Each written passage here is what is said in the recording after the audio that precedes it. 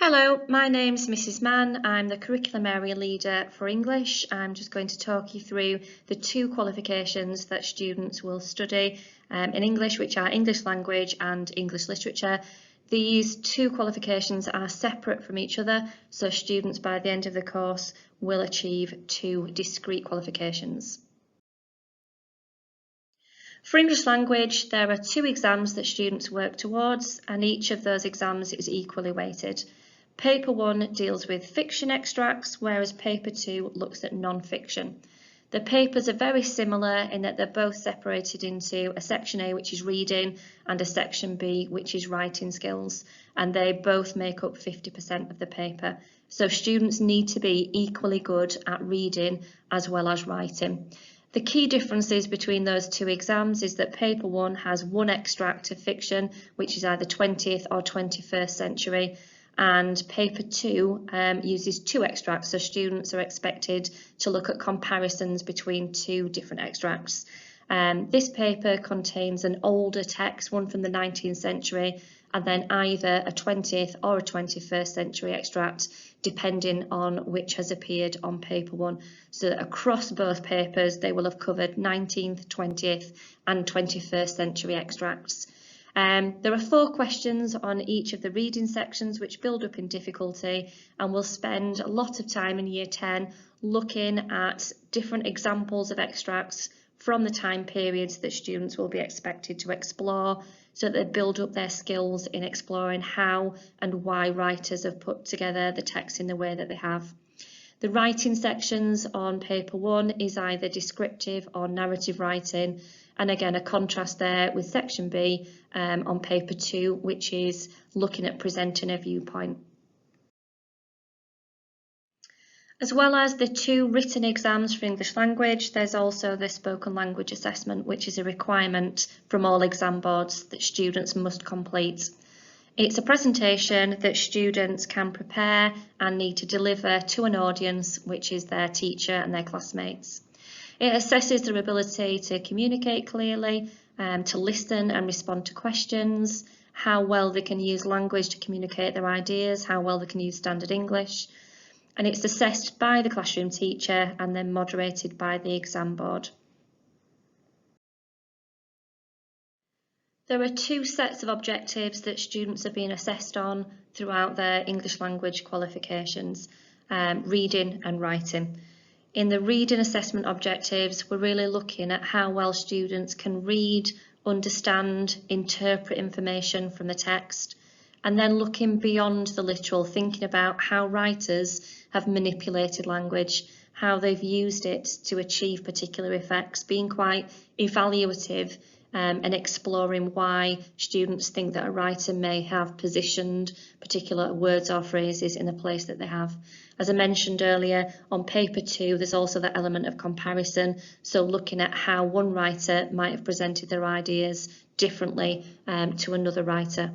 And in writing, it's the same objectives that students will have been working on throughout their time in Years 7, 8 and 9. Indeed, even at primary school, it's about communicating clearly, effectively and imaginatively, organising information ideas effectively, using a range of vocabulary and sentence structures for clarity and accurate spelling and punctuation.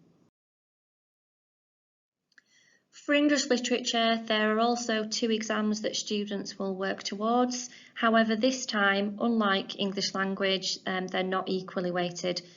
So you'll notice here that Paper 1 makes up 40% of the qualification, whilst Paper 2 makes up 60%, and that's also indicated in the length of the exams. So for Paper 1, it's the Shakespeare and 19th century fiction texts. For that, we will study Macbeth and Frankenstein. And for Paper 2, it's modern drama and poetry, and for that we will study an Inspector Calls, we'll study a collection of 15 poems about power and conflict, and then the compulsory section C there that all students across the country have to cover is unseen poetry. It's important that students have their own copy of the text that they're studying for literature. They will be making lots of annotations and lots of notes as we're reading in class, and completing activities that will be really useful when we come back to revision later on in Year 10 and into Year 11. Students have started Frankenstein this half term. They'll be moving on to an Inspector Calls in the spring term, and Macbeth will be at the start of Year 11. The skills that are being assessed for English literature are the same across all of the texts. So things that are being studied for Frankenstein and the skills that are being practiced there, it will be exactly the same skills when they come to look at Power and Conflict poetry and Inspector Calls and Macbeth. And those skills, there's three main assessment objectives: how well students can read, understand and respond to the ideas in a text, and how well they can refer to quotations to support their ideas; how well they can then start to analyse the language, the form and the structure that writers have used, how that creates meanings and effects, how writers have manipulated the language to influence the views that we have on particular characters, for example. And AO3 is looking at the relationship between a text and the time period that it was written in, so students understanding how context can be important to a writer's ideas. There are lots of useful resources that will be available to Year 10 right from the start of the year, so they don't need to wait until they get into Year 11 to consolidate their understanding of a text or to develop their ideas about a text further. So there'll be lots of class resources, PowerPoints from lessons, chapter by chapter summaries, kind of more in-depth analysis of certain sections of the text, and these will be available through Microsoft Teams. We recommend that students make use of lit charts for each of the texts that we study for literature.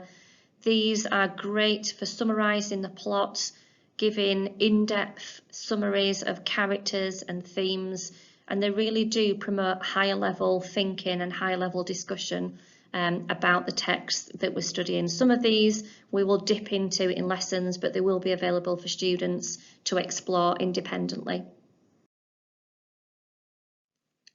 We highly recommend that students do their own independent wider reading to help them to develop that wider knowledge of a text and that higher level thinking. So we have a range of articles that we think would be useful for students to read, but we also encourage them to do their own research and do their own wider reading, which they can bring to an essay. It would be really helpful to have revision guides for each of the texts that we study for literature. These can be used whilst the text is being studied in class. It doesn't have to be something that is purchased at the end of the course as a final push for revision. It'd be really helpful when, for example, Frankenstein is being explored in class, to have that brought to lessons and students work with that alongside what they're doing with their class teacher. All of these are available in the school shop. If you have any questions about anything that I've talked about in relation to English language or English literature, please feel free to contact me by email, or you can contact your child's class teacher and they will be able to give you more information.